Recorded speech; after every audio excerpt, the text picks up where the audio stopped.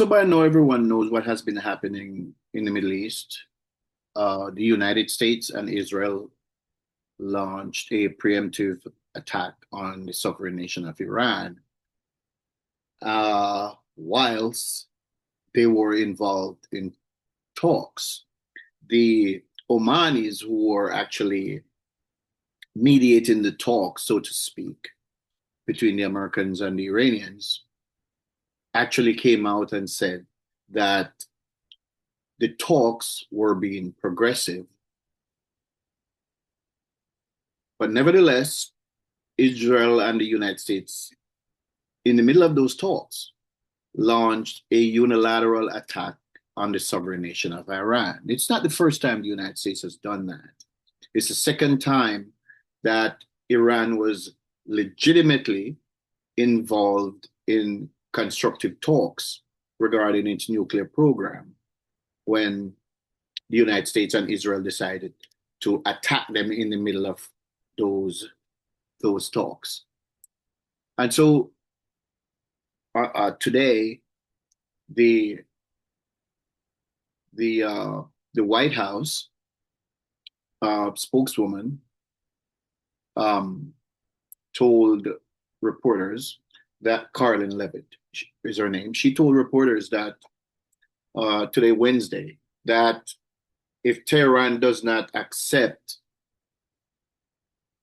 Donald Trump's terms, which is of surrender, quote, Trump will unleash hell if a peace deal is not made. But insofar as we understand here at a deep dive, is that Trump's plan is a non-starter. It is in effect a total capitulation by the Iranian government. And you notice I won't use the term regime because the regime tend to connotate that the government is illegitimate. We know whether we agree with the system of government that the Iranians have, it's their system of government, and they're entitled to live the way they want to live. Nevertheless, Trump wants Iran to do away with their new uranium enrichment, want them to cap the range of their ballistic missiles, should disavow the axis of resistant groups that the Iranians support, Hezbollah, the Houthis, and Hamas, and to give up control of the Strait of Hormuz. Those are just some of the terms. Now, I think if you understand how these things work, you realize that that's total surrender, which is what Donald Trump is demanding. And the question is, what does Iran gets out of the deal? Nothing. Now, remember, the JCPOA, which was the agreement crafted under the Obama administration, literally had inspectors going in to Iran opened its doors for international inspectors to come in. UN mandated inspectors go in and inspect what they were doing. It is important to understand and remember these facts. Trump tore up that deal in his first term. Now, Netanyahu, who is actually the puppeteer for Donald Trump, for 20 odd years has been saying that Iran is 2 weeks away from a bomb. That's what he has done. And to date, the Iranians have not made a nuclear device. Sure, they have enriched uranium. That's no secret. They had tested to that. They agreed to that. They made that public. And that's verified. That has been verified by inspectors. They have it. Nevertheless, the United States and Israel continue to demand that Iran disavow and do away with the enrichment of uranium, which they have claimed, the Iranians have claimed is for their personal use, wartime use. It's not for war. And it's important to remember that the murdered Ayatollah Khamenei declared a fatwa, which means based on their religion, it was not in their interest to have nuclear weapons. And that fatwa is still in effect.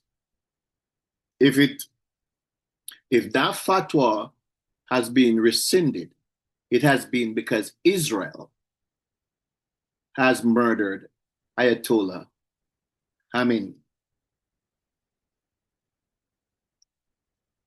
At the same time, it's important to remember that Israel is the only nation on this planet that has an undeclared nuclear arsenal. And they've had that. But they've had that from the 60s. But they have maintained a process that is called plausible deniability, which means they never accept that they have it, but they maintain that nuclear dominance over the entire Middle Eastern region, and which is what they use to bully their neighbors. Now, it's important because in the Western media, you're continually going to hear talks about how the Iranian government, and again, I will not use the term regime, which is what they use to demonize the Iranian government. It is important. You'll never hear the truth in the legacy media in the Western world. Not here in the United States, not in Britain, not in France, not in Germany. Nowhere are you going to hear the facts. One of the things that you're going to hear, and you have continually heard to the point now where even people who ought to know better talk about how Iran is a threat to its neighbors.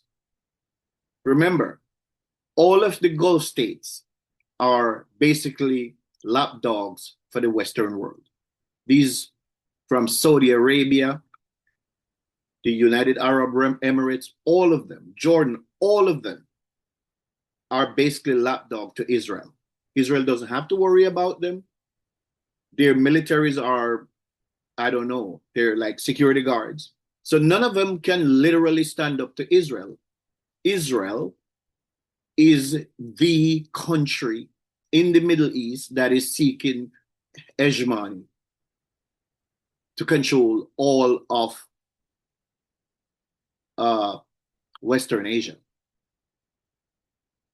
That project is called the Greater Israel Project.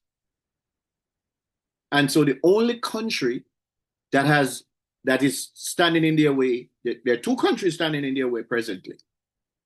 That is Iran, that has stood steadfastly for the rights of the Palestinian people and the rights of the Lebanese people, whom Israel continued to bomb mercilessly and to assassinate their leaders. And of course, now they've turned their Mossad agents on to the leadership, political and military leadership, and the scientific and the science leaders in Iran to assassinate them. And what people are not talking about, what a lot of people are not talking about, is this dramatic shift in how warfare is waged. Because previously, even when nations were at war, nations would not assassinate the leadership in the other country, even when they're at war. Israel is the nation that brought this kind of barbarism into our discourse, assassinating leaders, assassinating even people who are negotiating, assassinating political leaders like they did to the leader in Hamas leader that they killed in a hotel room in Iran, in Tehran. But because of the indoctrination by the Zionist media in the United States, people are afraid to speak out. And people are so brainwashed into thinking that Israel is some kind of a great nation And they sell it as Israel being the only democratic nation in the Middle East. Well, there is some truth depending on what your characterization of democracy looks like. Because they do have elections, but that does not make them a democratic state. Right now, in this war, nobody's able to see any images or very, very few images. You could get 5 years for taking a picture of any damaged area in Israel and putting it on the internet. How is that democratic? The Iranians have put up the images of the destruction being done to their country. And so we have to look past the lies and the propaganda in the legacy media. You can't trust them because it's one-sided. The very idea, for example, that Hamas and Hezbollah and the Houthis, which Iranian publicly support, that they are the terrorists, belies the fact that it was Israel.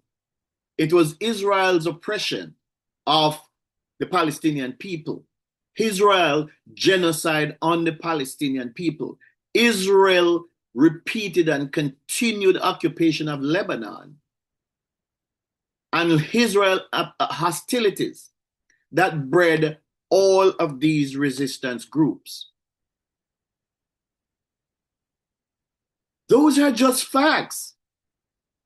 It is the violence of Israel which created those groups. It was the continuation of attacks and occupation on Lebanon that created the group Hezbollah. It was the oppression, the theft of land, the ethnic cleansing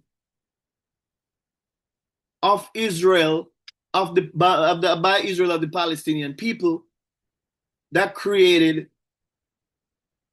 Hamas.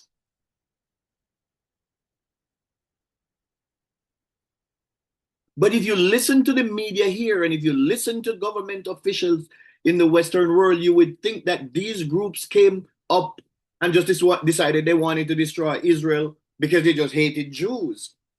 There is not one scintilla of truth to that.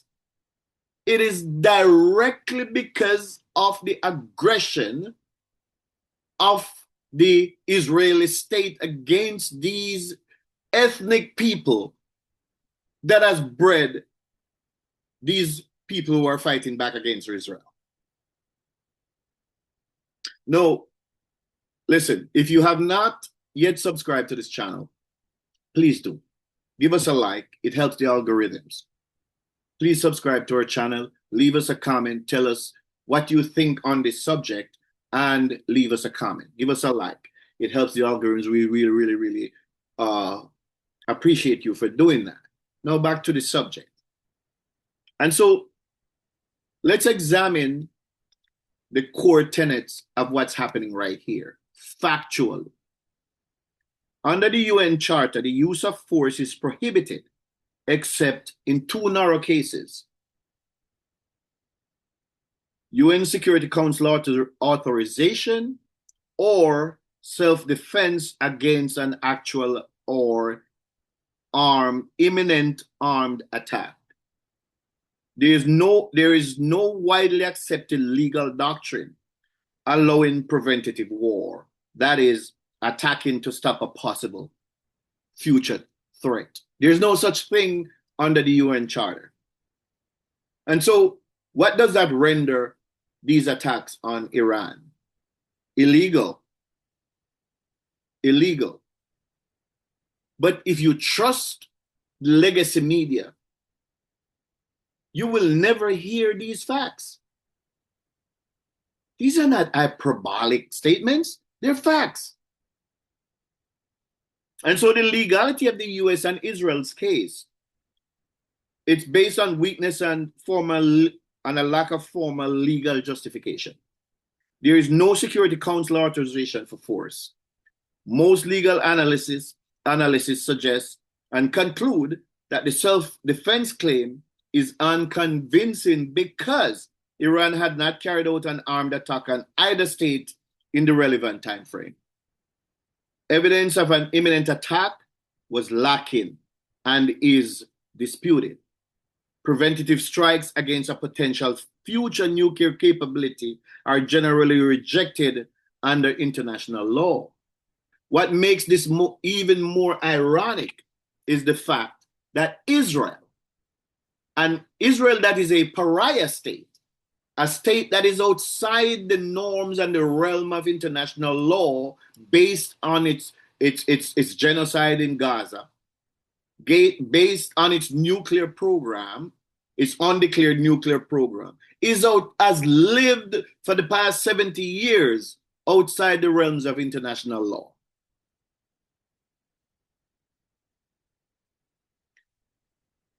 As a result, many legal scholars and international bodies classify the attacks as violations of Article 2.4, subsection 4 of the UN Charter, which prohibits the use of force. A broader expert institutional view is that UN experts and international legal organizations have described the attacks as illegal or acts of aggression by the United States and the illegitimate state of Israel. Analysis of the 2026 conflict similarly state that the war fails to meet self-defense criteria and thus lacks legal basis. So there's no basis for it, contrary to what you hear in the legacy media. There's no basis for it. There is no basis under international law. And the fundamental irony here is that after World War II, it was the United States that was critical in the formation of these what we call the rules-based order. It was the United States that created these rules that has, for better or worse, has kept the rest of the world out of a worldwide conflagration since the Second World War ended in 1945. Out of that came the United Nations, International Court of Justice, International Criminal Court, all of these things. Though they're not perfect, they help to keep the world out of a third world war thus far. However, and here's where the rubber meets the road, the United States carved out a space for itself and its proxy Israel, and placed itself, Israel, and most of the Western nations, including Britain and France, above international law.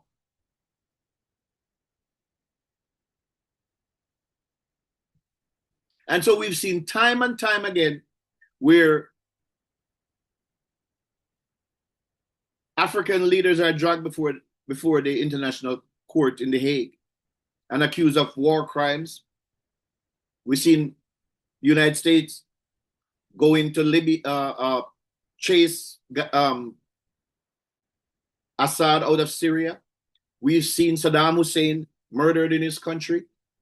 We've seen Libya's Gaddafi murdered.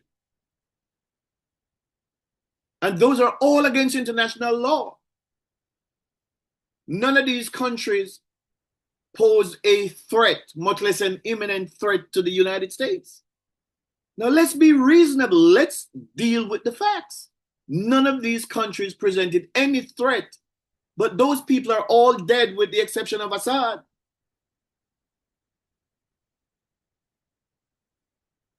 That is worldwide hegemony.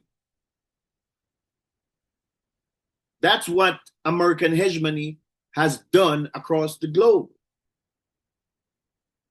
And we could go down the list of all the countries that the United States has unilaterally attacked as the global hegemon, and has allowed Israel to attack as a regional hegemon.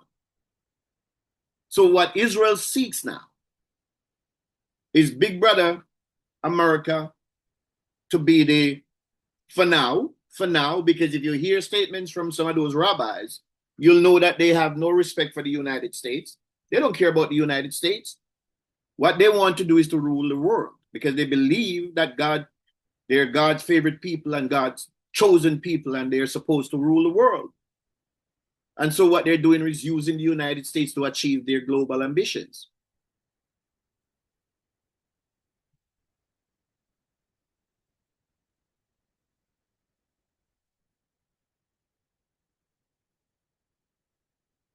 It is no secret. They're not making a secret of it. So, as I said earlier, there are two nations that are standing in the way of Israel's greater ambitions: Iran and Turkey. They've all but said it. They have neutralized the Arab nations. And those nations had no standing because most of them they're like criminal gangs with their little kingdoms or their little fiefdoms, where the people living in those countries have absolutely no say. There is no freedom of the press. There is no freedom of anything. You can't practice any other religion in Saudi Arabia. You can't practice any other religion in any of those Gulf states. You do what they say or they publicly execute you. There are no political parties. There is no opposition political parties.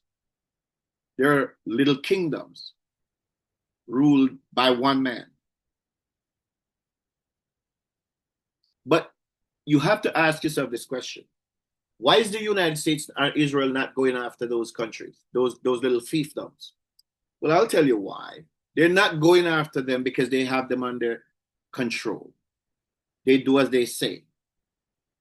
Those nations are all populated with American military bases. And their institutions are populated by the Israeli Mossad under the guise that they're protecting them. And that is why the sovereign nation of Iran, a nation that has been in existence for over 7,000 years, is now under incessant bombardment. They do not want to end Iran's nuclear program, peaceful nuclear program. That's not what it's about. They have no intention of helping the Iranian people as they insisted earlier. Because of course, the reason why they went into Iran illegally. And for the record, it's important to know that Donald Trump had no authorization to go to launch a war because only Congress has the power in the United States to declare war on another nation. There was not even a declaration. There's no declaration. They weren't even informed. They saw the build-up. The Congress saw the build-up. The Congress had no say. But it wouldn't have mattered because the Republican Party, the MAGA Party, controls all three branches of the government. All three branches of the government. So had it gone to the Senate for a vote, the result would have been, go to war. Do whatever you want.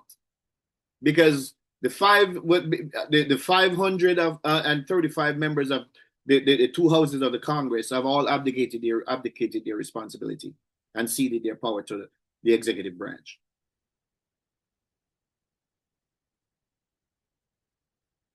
That's where we are today.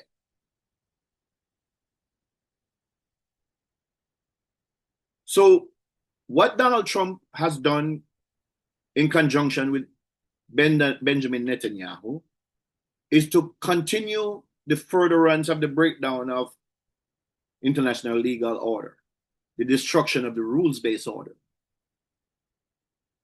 And the most profound consequence is systemic. The UN Charter prohibits the use of force except in self-defense or with Security Council approval.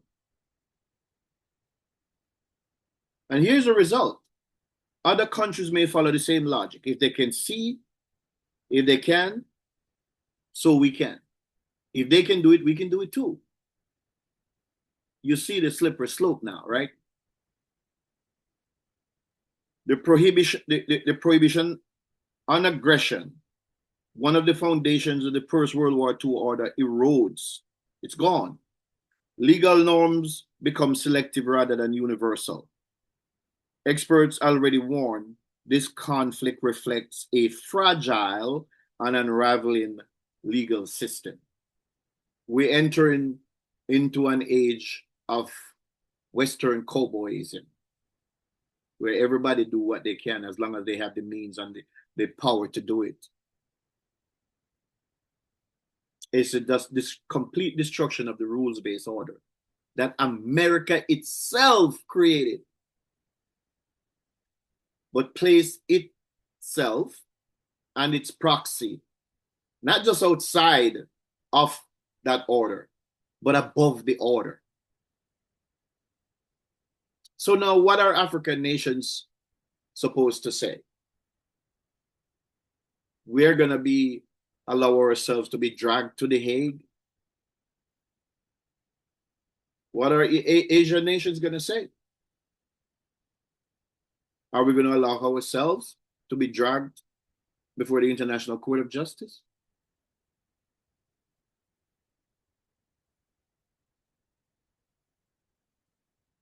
But the breakdown of the rules-based order did not just start right away. It was happening a long time ago. The Americans want to arrest Vladimir Putin for starting a war in Ukraine. They want to arrest the leader of the Russian Federation. Think about this. The Russian Federation have over 140 million people.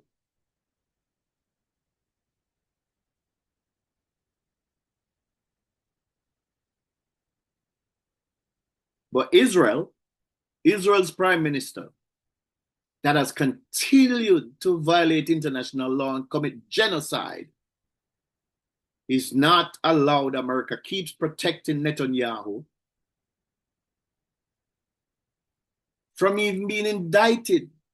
America has criticized the court and threatened even the prosecutors for daring to want to indict Netanyahu, and placed pressure on South Africa for wanting to bring the case.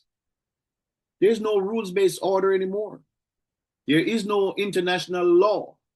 And if you haven't heard it anywhere else, hear it now. The United Nations is obsolete. They may as well close that building down. It's obsolete. It has absolutely no power, no authority to dictate to any nation anything in the world, because it cannot dictate anything to Israel, a state that has less than 10 million people. If it cannot impose the will of the international community on Israel to stop the genocide, how in hell would any other country allow themselves to be subject to the dictates of the United Nations? It just won't happen.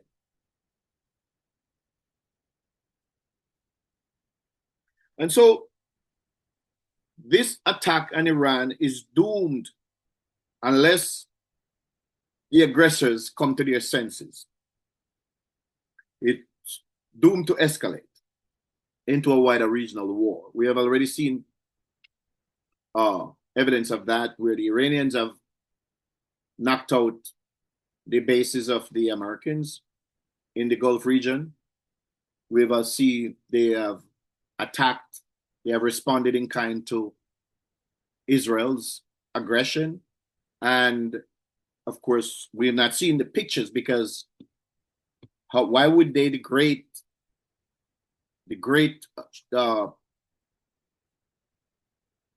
chosen people be bombed. Why would they? How could anyone touch them? How could anyone penetrate David's sling and the Iron Dome? How could anybody?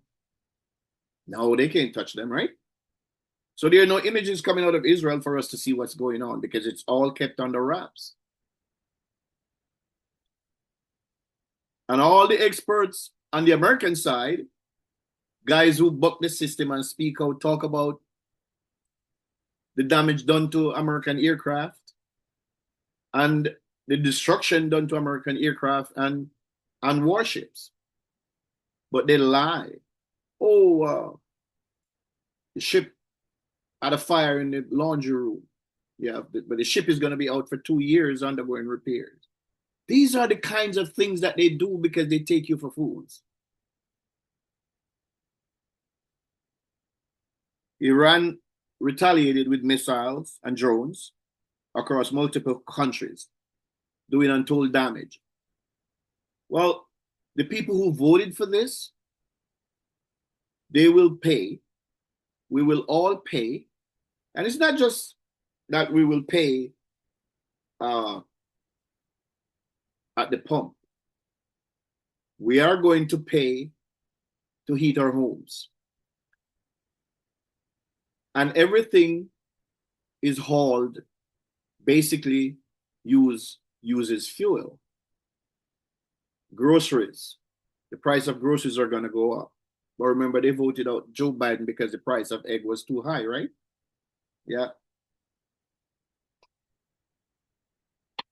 So the price of groceries, everything that's on the back of a truck, the prices are going to go up exponentially. I don't care about the market. I'm not a rich guy. I let rich people worry about rich people problem. But the reality is that for us ordinary folks, it's going to be very, very difficult. We are the ones who are going to foot the bill and pay the price. And that's not the half of it. Because a huge percentage of the world's fertilizer comes through the Strait of Hormuz as well. So if there's no fertilizer, we're literally in spring. We're literally in the planting season. If there are no fertilizer, farmers can't plant.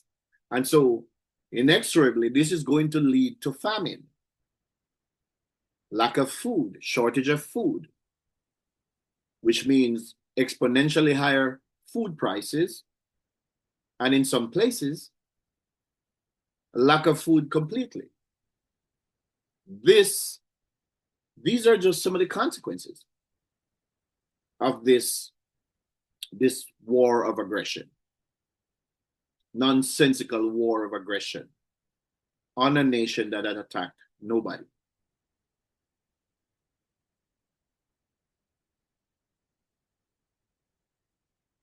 And of course, we understand some of the consequences. They're striking civilian targets. One of the first actions of the war on February 28th was the destruction of a girls' school near somewhere in Tehran, and up to 170 innocent schoolgirls were slaughtered by the Americans. One Tomahawk missile destroyed a school, killing 170 innocent children.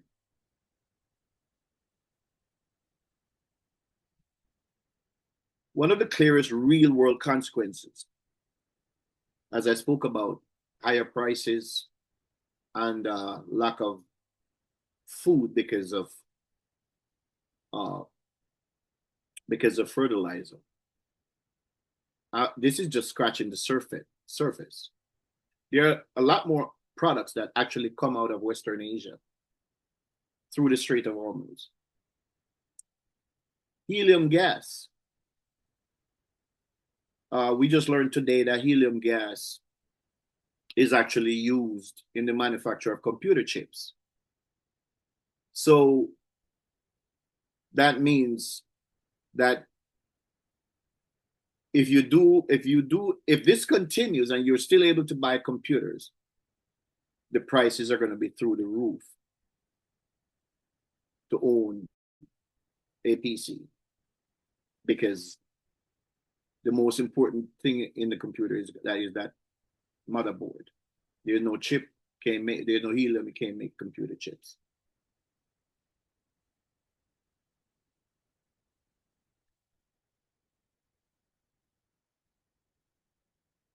Shipping through the Strait of Hormuz has all but halted. Insurance companies don't want to insure ships going through there. So as it stands right now, Iran has not physically closed the strait. I am not an expert. I don't know if whether or not Iran is physically capable of closing the strait. But based on the threats they've made, insurers are not willing to insure cargoes going through the strait. Because, of course, insurance companies are not in the business of losing money. They're in the business of making money. Oil prices have surged up to $120 a barrel. Global inflation pressures have increased.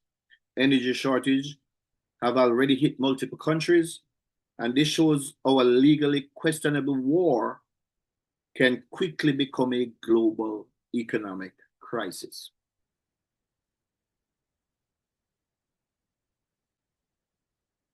Let's take a look at retaliation and the retaliation doctrine and the normalization of preemptive war.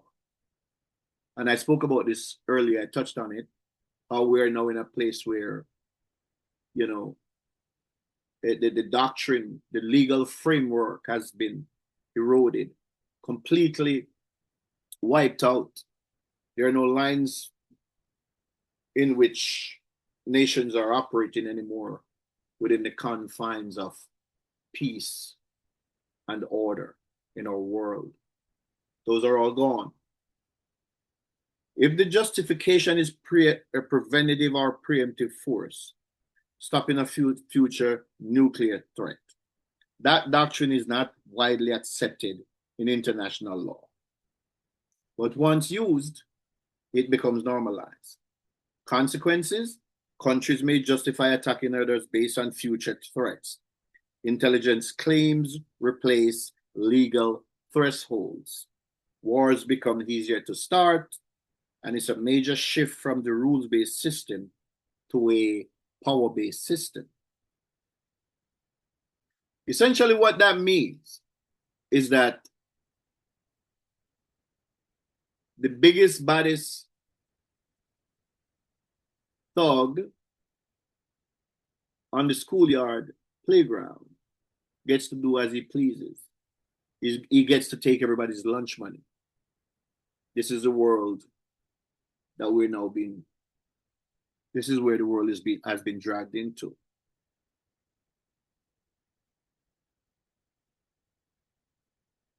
Might makes right. And if you hear the doctrine coming out of Pete Hegseth's mouth and Donald Trump's mouth, or at least the people on the Fox propaganda channel, you would think that with all its power, the United States has no limitation on what it can and what it can't take. Donald Trump speaks openly about when he's finished with Iran, he's going to take Cuba. I'm going to take it. He spoke openly about how he wants to be involved in picking the next puppet leader, like they did with the Shah in the nation of Iran. They've done it before. And so this war of aggression against the Iranian state, it's not just based on what Netanyahu tells Trump to do. This has roots from as far back as the 70s, when the Iranian people rose up and when the Iranian regime came into power after they overthrew the American puppet, the Shah. The the footprints are there where the United States, using its power, has done this all over the world. The malice and ill will, the vengeance the United States has carried for the nation of Cuba that has been under American embargo since the Cuban Revolution removed the thugs and the thieves and the gangsters that were taking advantage of the Cuban people. And nationalized all the industries in Cuba. You look at the streets in Cuba right now, and you see there are no cars, no nothing, no new cars. Old jalapenos, the old buildings that came out of the Spanish era, and those built by Americans, they're all but crumbling because of the Cuban Revolution, and America never let them forget it and has not removed its boot heels from the neck of the Cuban government and the Cuban people for standing up for their dignity, their agency, and for their own self-determination. Now, I know there are going to be critics who argue that I'm making the point for communism. I am not a communist. I am the furthest thing from a communist. I'm the furthest thing from a communist sympathizer. What I am is I am a speaker of truth, and I like justice. That's it. I like justice. You look at what is happening in Haiti, what America has done to Haiti. All over the world, the footprints are there, American footprints. Destabilization and manipulation.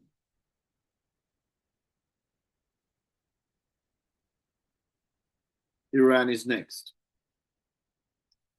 And Iran, as we speak, may be under bombardment.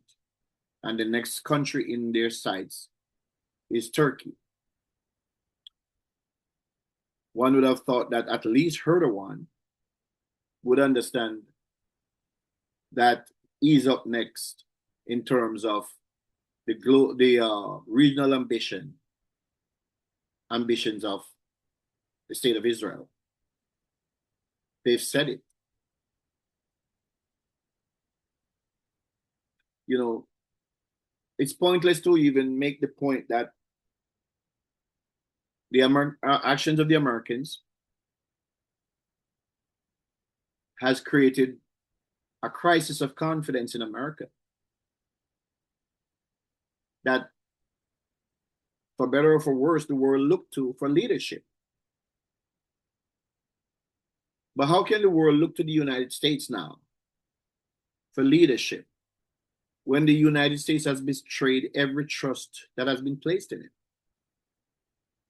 in furtherance of its hegemonic agenda?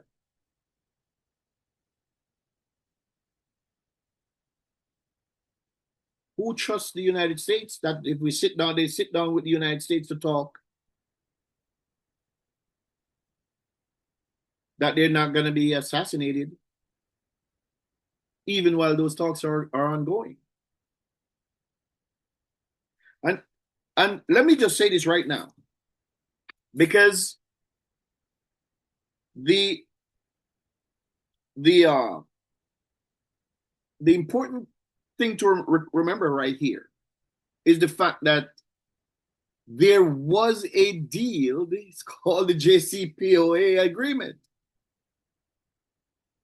that was signed by President Barack Hussein Obama. And that deal meant peace. It meant that Iran had agreed not to further their nuclear ambitions. All of the inspectors who went in agreed, verified, attested to the fact that Iran was in compliance.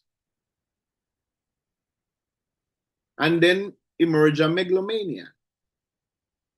Because there's no way that a black president who had who had gotten a Nobel Peace Prize could be elevated to create peace in the Middle East, because that peace is not what Israel wanted. Because Israel does not want peace with Iran. Because if there's peace between Israel and Iran, Israel cannot further its hegemonic ambitions for Western Europe. Sorry, Western Asia. It can't. So the one response that Israel has for the state of Iran is to destroy it, to make it servile, to make it like the Saudis and the Jordanians and the Egyptians, mere lapdogs to the Jewish state, the so-called Jewish state. And we are going to do another show on that, because we are going to talk factually about the very legitimacy of that claim that Israel can trace its origins back to Abraham. We are going to talk about that too. And we know that even for people like us who speak as independent people who speak using these platforms also flag our content and shadow ban our content so that the word cannot get out. There are many, many people who are creators like myself who have had their content taken down or their whole channel taken down. So we live with that because they have all the power.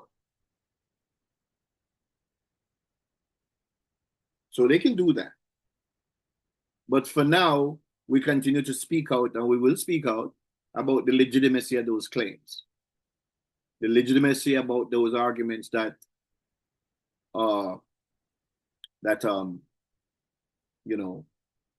these people can trace their ancestry back to Abraham. They can't. And that secret is out the bag. But what holds the whole kit and caboodle together right now is the Zionism that is also a part of the so-called Christian faith here in the Western world, and particularly here in the United States. So here's as we get to wrapping up, here is where this is all leading. More militarization across the globe, less cooperation, increased global stability. You hear it here. You've heard it here first. Major powers like China, Russia, etc., are already reacting diplomatically and strategically. I don't know if we're in the Third World War yet, but we're pretty close. Because part and parcel of this act of aggression is to contain China, is to contain Russia.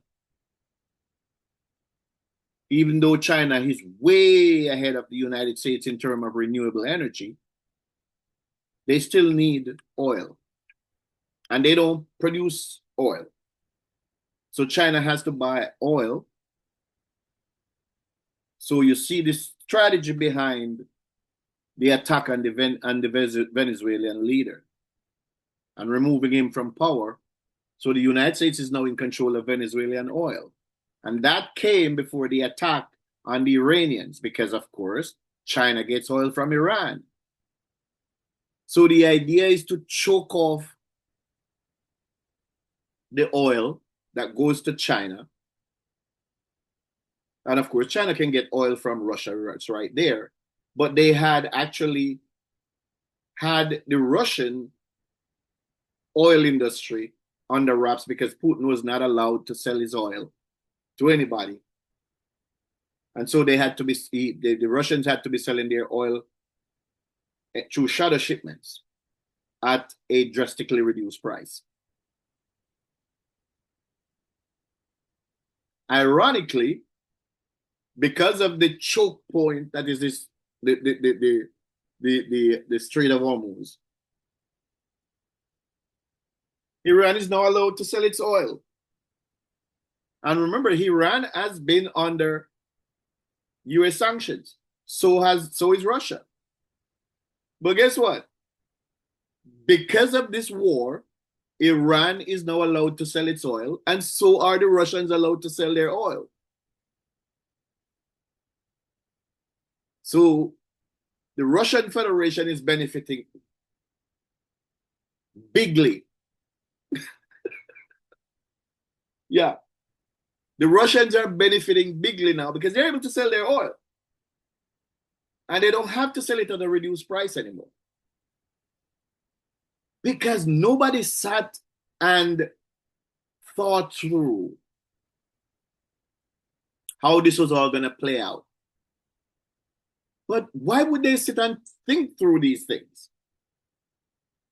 Because the United States has the most powerful military in the history of the world. And if you listen to Peak Exit, and if you listen to the talking heads on Fox, the right-wing nutcases, some who are even ex-military, if you listen to them, you would think that America's military problem is the end-all, be-all to every problem. You could just bomb everybody into submission, and that solves all the problems. But it doesn't. So the idea of attacking Iran is to send a message to Russia and China: we're coming for you. We're going to choke off your oil supply so you cannot develop to the point where you could challenge America's global hegemony.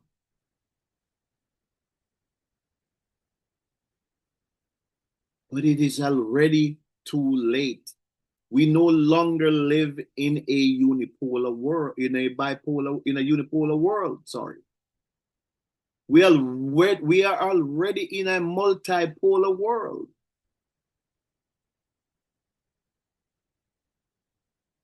Prior to the fall of the Soviet Union, we were living in a bipolar world between the Soviet Union and the United States.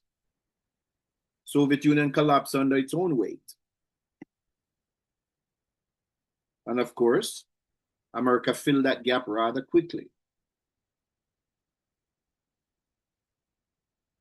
America to do whatever it wanted. Building up massive aircraft carriers and American bases all around the world. Satellites in the sky. But the strategic mistake that was made,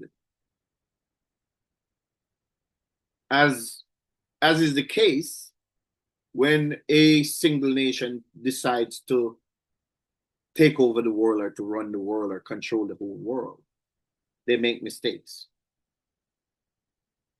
China was a poor country 50, 70 years ago. But after Richard Nixon visited China and China decided to open its doors to manufacturing, the money started to rolling in. Now, I don't have any inside information. I don't know. I am just going by open source information that's out there for everybody to access. But the Chinese are no longer anybody's pushover. I'm not going to sit here and tell you that militarily they're up to anybody else.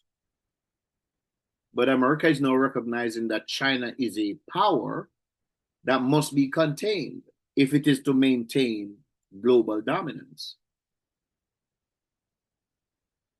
Now, it's not for me to tell you that, you know, America doesn't have, still maintain global dominance. You can judge for yourself. And whether you agree with, well, let me just say this before I go any further, and I'm about to wrap up. But whether you agree, we need to agree that it's not up to any one country to tell any other nation what system of government they can have.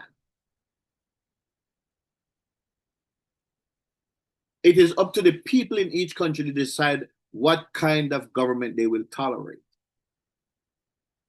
You know, we saw when George Bush was in power, how he lied and decided him and his cohorts, Dick Cheney and Rumsfeld, decided to go into Iraq on a lie, and they used Colin Powell, who was the only member of that cabal whom the world respected. And so they used Colin Powell to lie to the international community that Saddam Hussein had weapons of mass destruction. Well, some people will say, well, Saddam did have weapons of mass destruction. They did have nerve gas and other chemical agents, because that's what the legacy media tells you. What the legacy media never bothered to tell you is that all of the nerve agents and all of the chemical weapons that Iraq had, that Saddam Hussein had, was given to him by the United States in that 8-year war against the Iranian people, in which over 1 million Iranians died in that 8-year war. So when George Bush lied to the world that Saddam Hussein had chemical weapons, he thought that Saddam still had them. Maybe. We don't know. But Saddam had none. They didn't have any.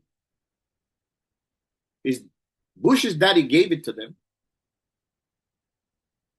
because at that time, Iraq was America's darling. It was America's proxy against Iran, whom America had this bitterness in its belly for. So when you listen to the hubris and the arrogance coming out of the Pentagon, you have to really smile if it wasn't so damn serious. The arrogance. Well, what happened to Saddam Hussein was nothing new. It is what happened to every other world leader who allowed the United States to use them, then discard them. And you could go from country to country to country that has allowed itself to be used by the United States. From Noriega in Panama, Saddam Hussein, and on and on and on and on. Once they're done with you, they're done. You become enemy number one, just like Osama bin Laden. Friend become foe. Become public enemy number one.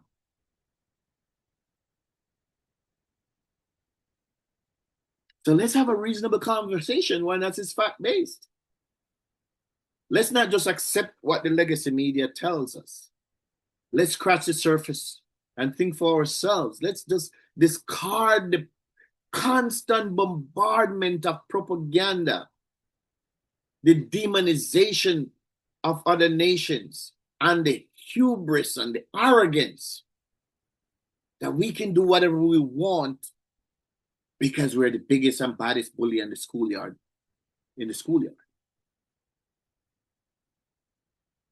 Because that's what it has come down to.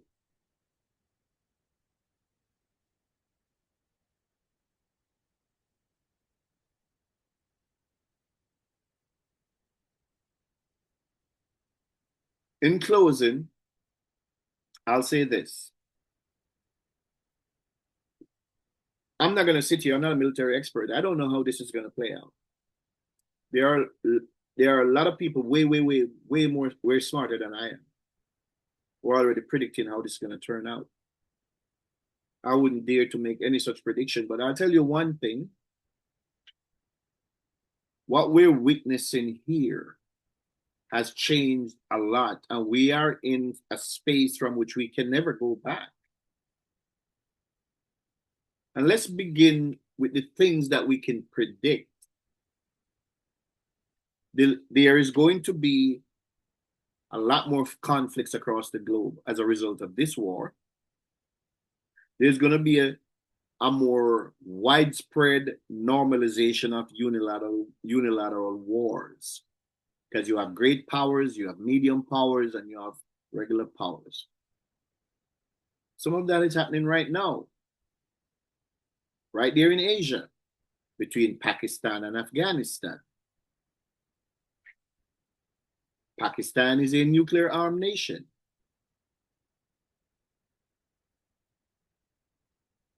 The other thing is the weakening of international law. But international law is all but dead.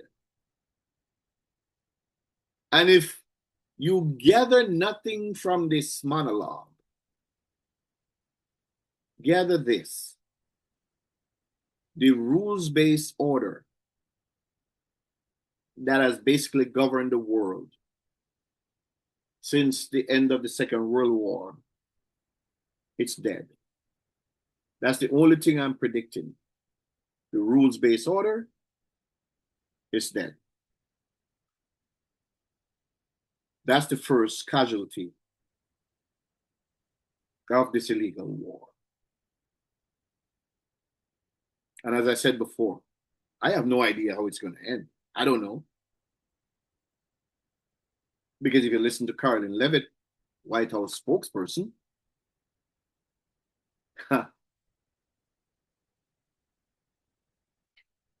Trump will unleash hell.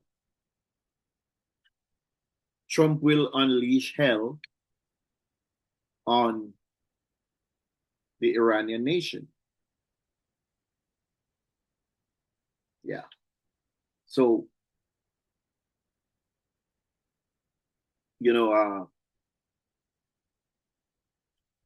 I believe the families of those 170 Iranian schoolgirls, I think they believe they're living in hell.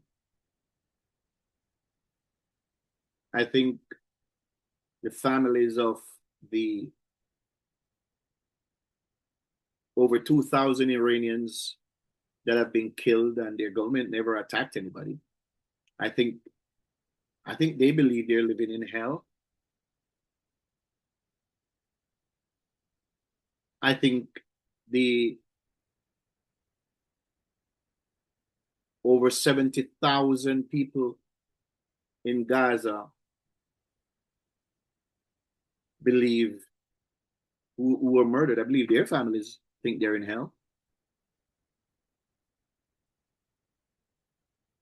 I think even the innocent Israelis who don't support this, who have their homes devastated because their government dragged the country into an illegal war. I think they believe they're living in hell.